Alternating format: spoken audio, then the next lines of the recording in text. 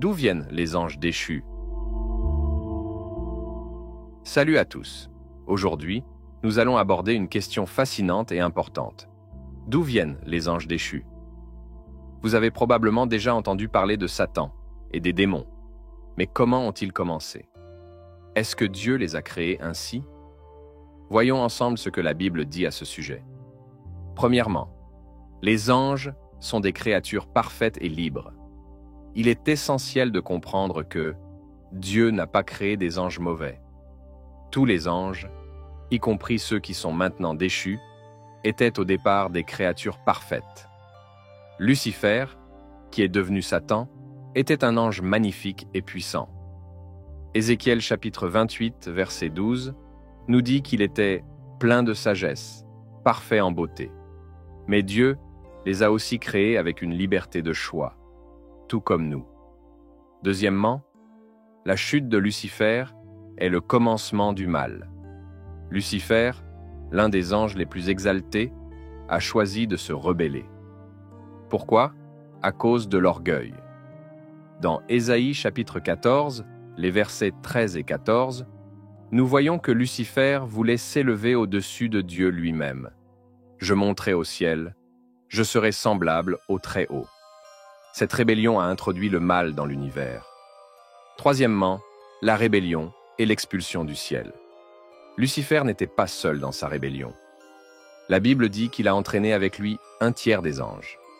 Ensemble, ils se sont rebellés contre Dieu, et cela a provoqué une guerre dans le ciel.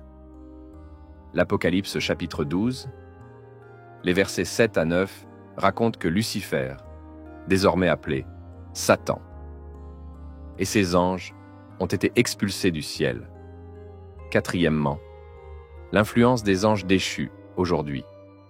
Une fois expulsés du ciel, Satan et ses anges déchus ont commencé à influencer la terre.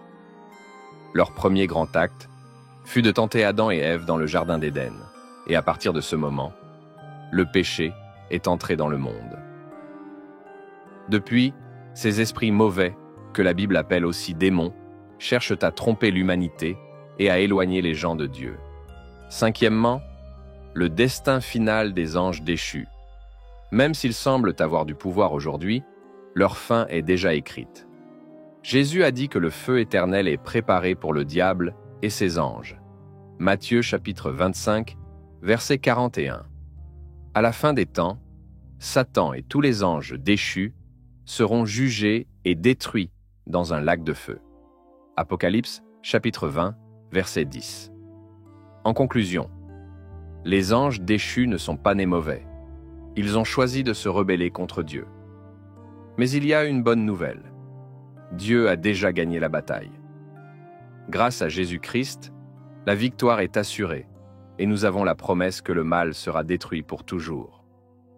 Pensez à cela comme une invitation à rester ferme dans notre foi, sachant que malgré les luttes spirituelles, nous sommes du côté du vainqueur, Jésus-Christ.